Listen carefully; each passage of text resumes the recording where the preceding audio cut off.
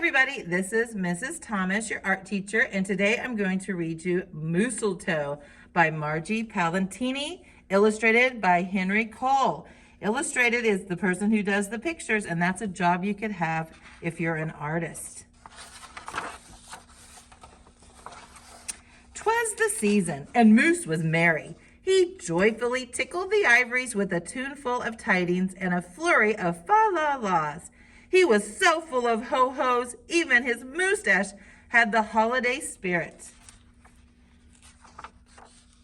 But Moose was more than just a bit of merry and bright. He was busy, busy, busy. There was a lot to do on his list of to-dos, but with orderly organization, a bit of regimentation, lots of imagination, and just plain old Moose know-how, getting ready for the big day should have been simply easy. Oh yes, in all probability, just perfectly perfect. He wasted not one merry minute. Moose got moving and put some hustle into the holiday bustle. He went to work. He wrote cards and letters till his hooves hurt. Check. He shopped till he dropped. Check. He hauled home boxes and bags and presents galore. Moose had gifts for everyone stacked from ceiling to floor. Check, check, check. Then he wrapped yo, yo, yo. He ribboned ho, ho, ho. And on each and every package, he tied a big, beautiful bow. Check and double check. So far, so simple, so easy, so perfectly perfect. Another look at the list, and Moose headed for the kitchen. He pulled out the pots, pans, and bowls, sifted through stacks and racks of cookbooks. He whisked with his left, he spooned with his right. Moose baked tons of tins of cookies, check. Dozens of cakes, breads, and sweets, check, check, check. He made jellies, sticky jams. Moose roasted a goose and some chestnuts. He toasted marshmallows and yams, check, check, check. Triple check. Yes, yes, so simple, so easy, but of course, so perfectly perfect.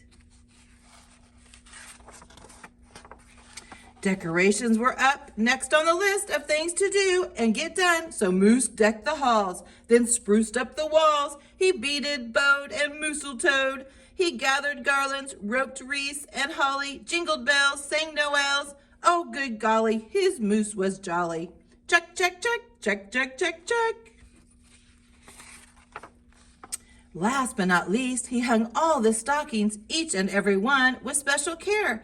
And just in time, too, soon Santa would be there. Check and final check. Yes, sirree. Getting ready for Christmas was an absolute snap. And so simple, so easy. And if he did say so himself, Moose thought totally, utterly, completely, perfectly perfect. On that night before Christmas, Mother, Little Sissy, Bucky, and Junior looked all through the house with a job Moose had done. What a job Moose had done. Everything looked bountiful, festive, quite fine indeed. There was just one minor problem, if you will. Oh dear, sighed the missus as the five stared at the one empty corner. Oh my, oh gee. Pop, what happened? Cried Junior. You forgot the tree. Oops. Where would they hang the tinsel, string the popcorn, light the lights? Where would Santa leave his gifts for the kiddies on Christmas Eve night? So Moose pulled out his galoshes and put on his hat. He would find a tree somewhere, somehow, and that's all there was to that. So out went the Moose, braving blusterly blowing winds and the cold, trudging the snowdrifts, courageous and bold. Moose first hoofed it down to the corner, not a tree to be had. Then he slid around the block. Oh, things were looking so bad. He went down every boulevard street and the little road. He looked down lanes and alleys. Every tree had been sold. There wasn't a branch, not a twig, not even one lousy, bowless bough hanging around. Nope, nothing, not a tree to be found. No tree, sighed a sad Moose as he came home empty-handed that snowy eve. The kids tried to make the best of it. They said, "Oh, so who needs a tree?" But Moose could plainly see they were short on the glee. He knew he had to do something, and that's just what he did. In the empty corner, he stood and spread his arms out very wide. Then he smiled at his children, and he winked at his bride. "Kids," he declared, "fetch your forgetful pop some of that tried and true family glop." So back came the kids carrying a big pot of glue, and without a word to one another, they knew just what to do.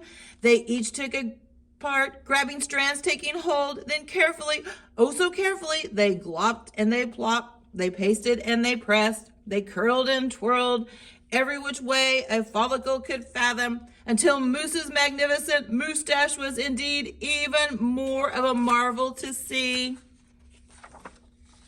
Moose was just a few needles shy of being an evergreen tree.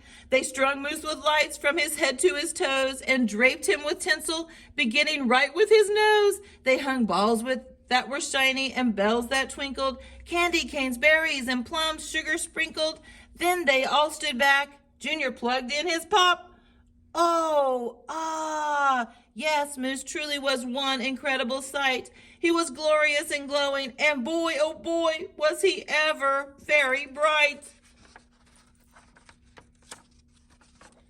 Then Junior placed the star on top of Moose's head. He gave him a kiss and a pat, and they all headed off to bed. Except Moose, of course. He stayed in the corner instead, still twinkling and blinking and waiting for Santa. Oh, so it was so simple, and it wasn't so easy, and okay, it wasn't so perfectly perfect. But do you know what? It was pretty close.